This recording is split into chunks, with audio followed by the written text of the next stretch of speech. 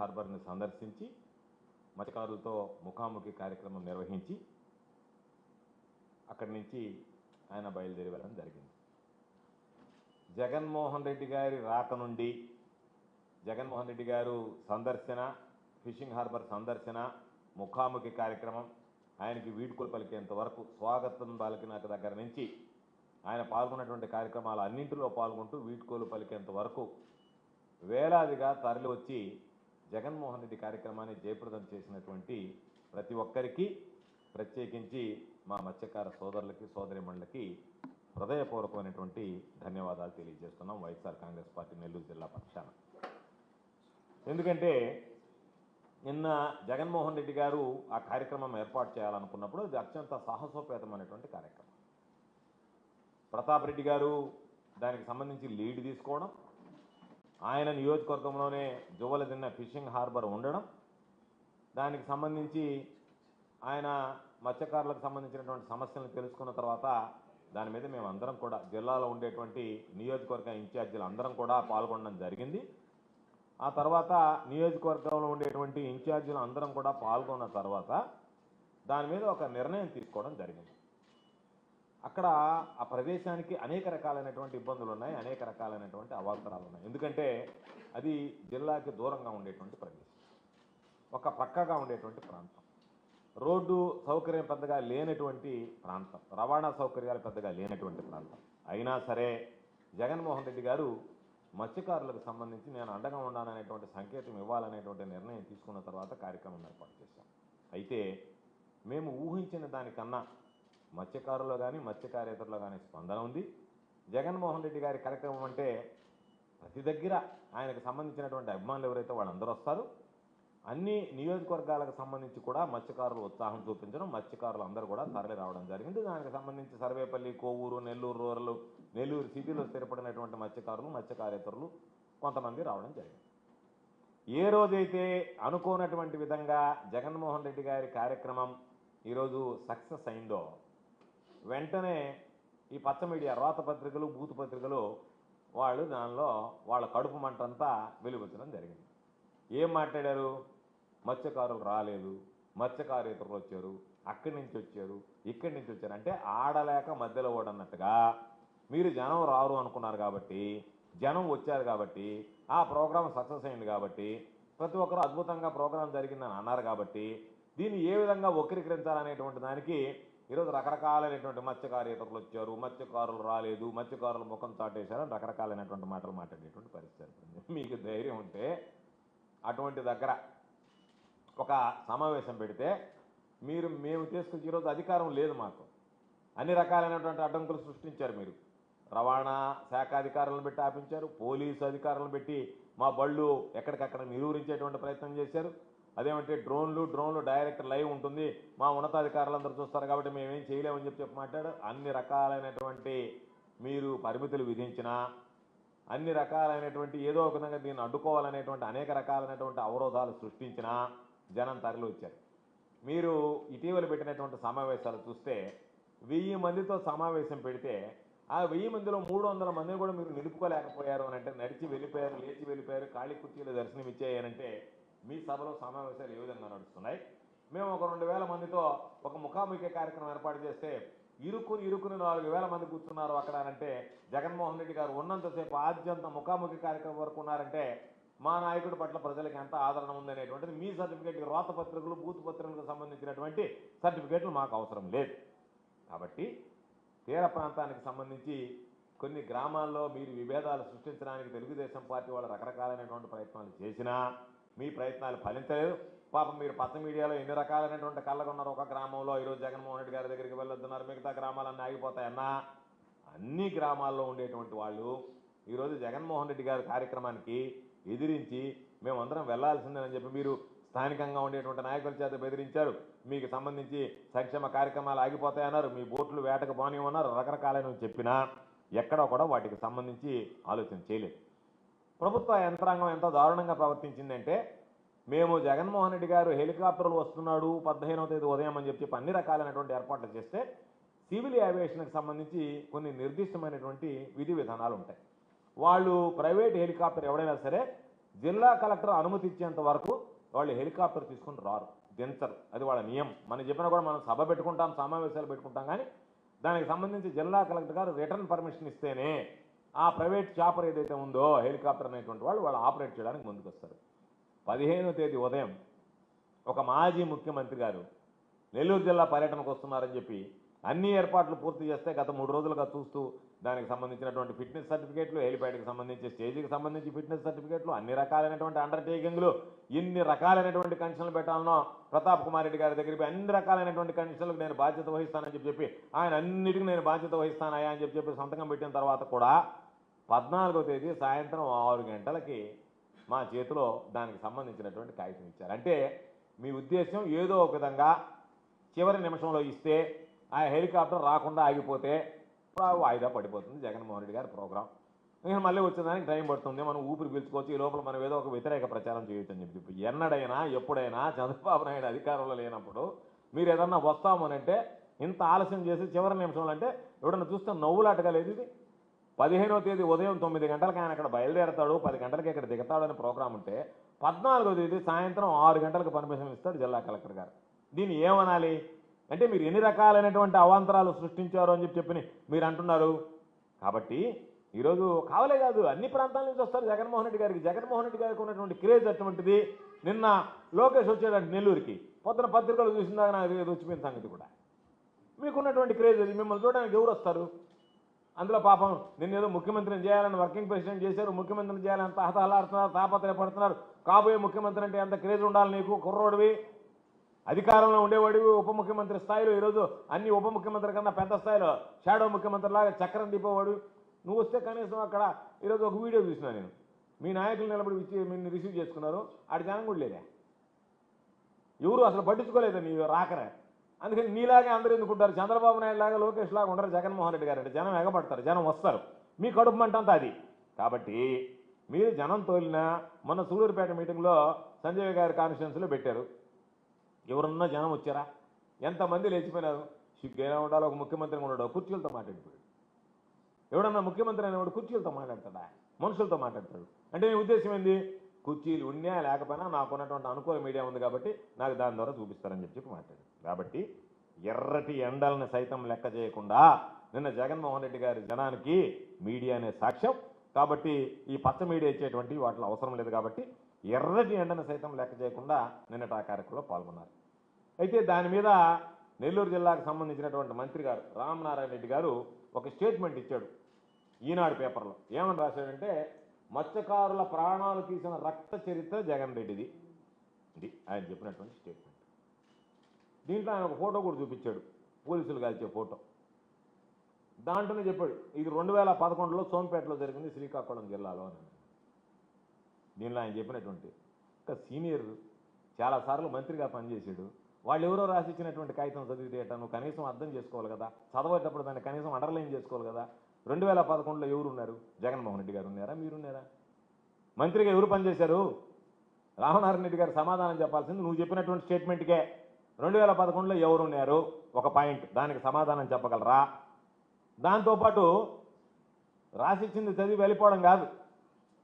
2011లో జగన్మోహన్ రెడ్డి గారు ఆ ప్రాంతానికి సంబంధించి మత్స్యకారులకు అండగా నిలబడి, రామనారాయణ రెడ్డి గారు తెలియకపోతే తెలుసుకోండి, వాళ్ళు రాసిచ్చినటువంటి పేపర్లు చదవడం కాదు, మత్స్యకారులకు అండగా నిలబడి మత్స్యకారులు కోరుకున్నటువంటి విధంగా ఇక్కడ థర్మల్ విద్యుత్ కేంద్రం ఉండడానికి లేదు అని అంటే ఆ రోజు మీ ప్రభుత్వంలో ఉన్నటువంటి మంత్రులే, మీరే.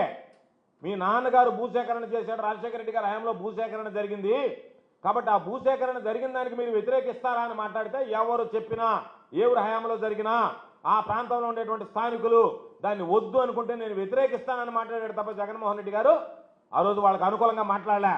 వాళ్ళకు అనుకూలంగా మాట్లాడింది ఆ రోజు అధికారంలో ఉన్నటువంటి మీరు మాట్లాడారు అనుకూలంగా. వాళ్ళకి ఎవరు మాట్లాడలే ఆ రోజు, ఎవరు మాట్లాడలే, మీరు మాట్లాడారు ఆ రోజు. 2011లో ఆ రోజు అధికారంలో ఉన్న మీరు, జగన్మోహన్ రెడ్డి గారు వచ్చి, జగన్మోహన్ రెడ్డి గారు ఆ రోజు మాట్లాడితే కాంగ్రెస్ పార్టీ, జగన్మోహన్ రెడ్డి గారి రెక్కల కష్టం మీద వచ్చినటువంటి కాంగ్రెస్ పార్టీ అధికారంలో ఉంటే ఆ రోజు జగన్మోహన్ రెడ్డి గారు వచ్చి మాట్లాడిన తర్వాత ఇది తప్పు, ఈ ప్రాంత మత్స్యకారులు వ్యతిరేకిస్తున్నారు, ఇక్కడ ఈ థర్మల్ విద్యుత్ కేంద్రం ఉండకూడదు అని చెప్పానంటే దాన్ని మీ నాయన రాజశేఖర రెడ్డి గారు తీసుకొచ్చిందా నువ్వు వ్యతిరేకిస్తావని చెప్పి ఆ రోజు మాట్లాడినటువంటి నోళ్లు మీవే. మాట్లాడినటువంటి వాళ్ళు మీరే. ఒకసారి పాపం మీరు కూడా మీ చంద్రబాబు నాయుడు గారు లాగా మీకు మతిమరుపు వచ్చిందేమో ఒకసారి గుర్తు చేసుకోండి. 2011లో రాజశేఖర రెడ్డి గారు లేరు, జగన్మోహన్ రెడ్డి గారు లేరు. కాబట్టి 2011లో మంత్రిగా ఉన్నది మీరు.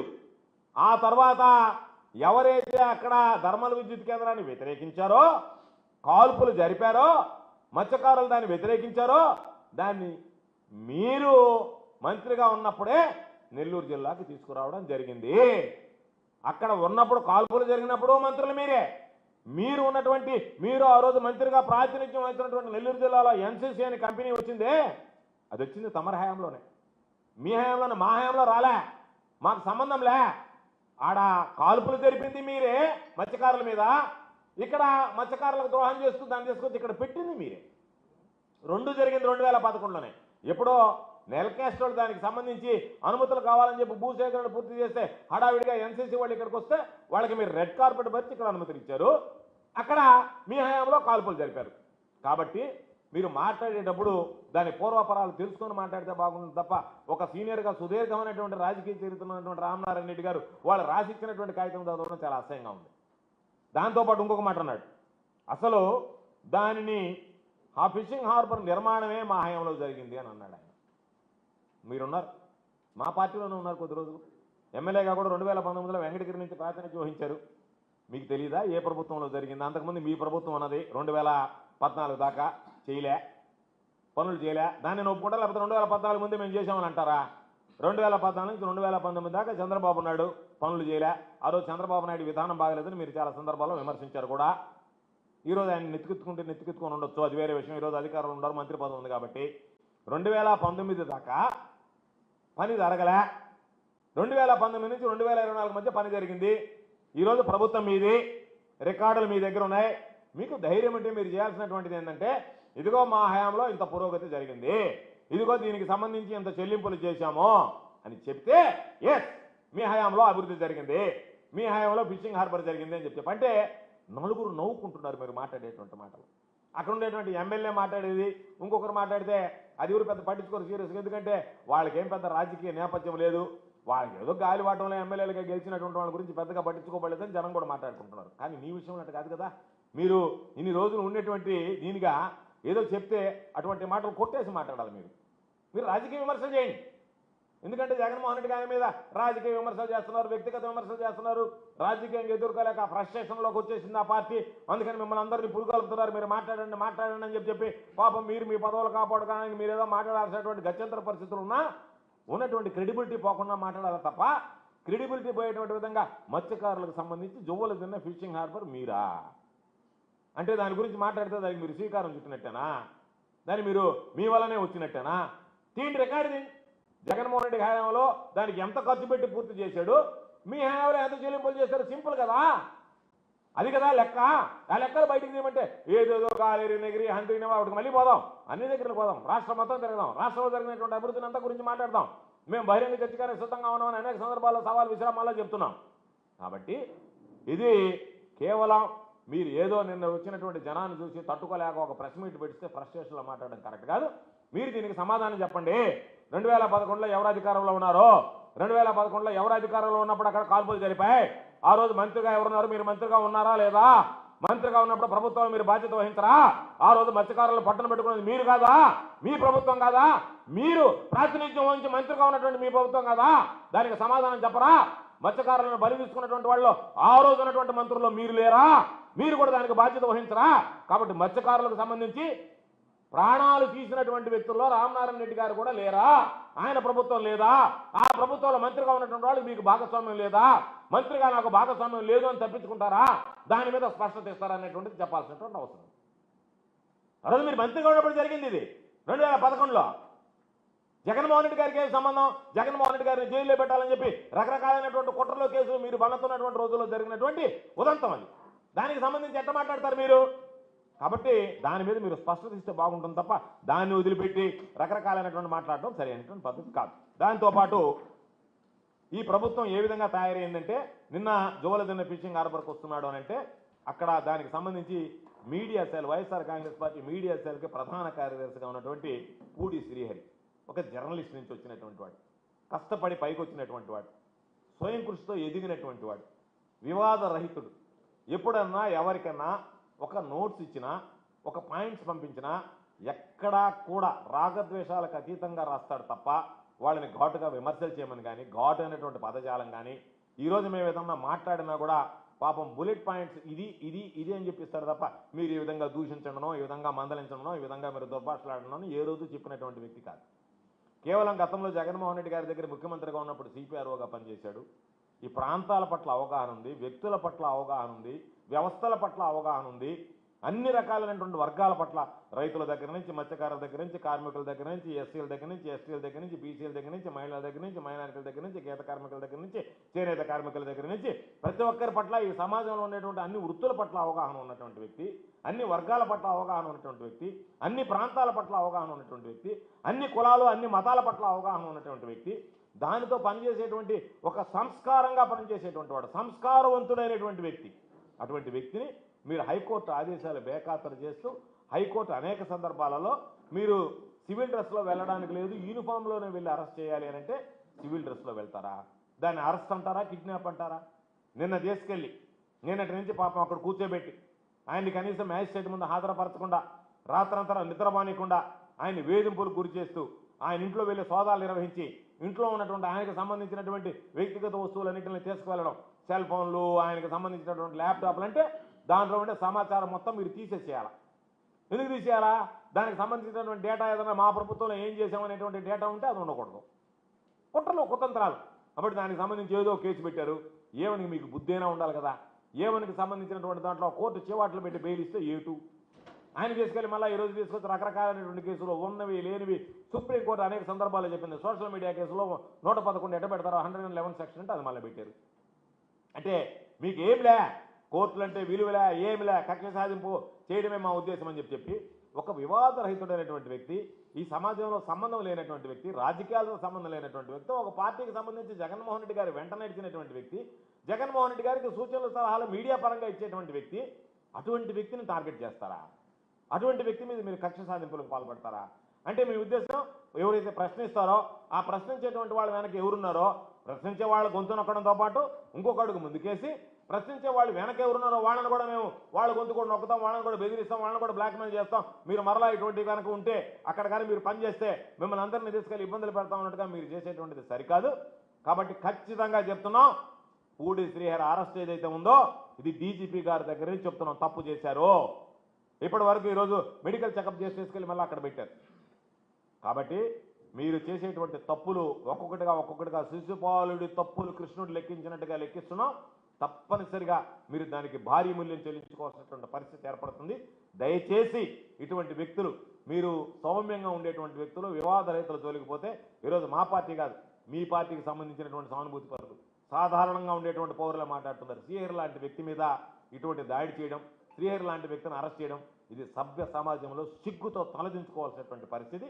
కాబట్టి దయచేసి అటువంటి వాటికి తావు ఇవ్వకుండా మీరు వ్యవహరించండి అని చెప్పి కోరుకుంటూ ఈరోజు వెంటనే శ్రీహరిని విడుదల చేసి ఈ ప్రభుత్వం శ్రీహరికి బేషరతుగా క్షమాపణ చెప్పాలని చెప్పి డిమాండ్ చేస్తూ జువ్వలదినలో నిన్న జరిగినటువంటి కార్యక్రమానికి వేలాదిగా తరలి వచ్చి జయప్రదం చేసినటువంటి ప్రతి ఒక్కరికి, మా మత్స్యకార సోదరులకి పేరు పేరున మరొకసారి హృదయపూర్వకమైనటువంటి ధన్యవాదాలు తెలియజేస్తూ, జగన్మోహన్ రెడ్డి గారు ఏంటంటే దాంట్లో స్పష్టమైనటువంటి హామీ ఏదైతే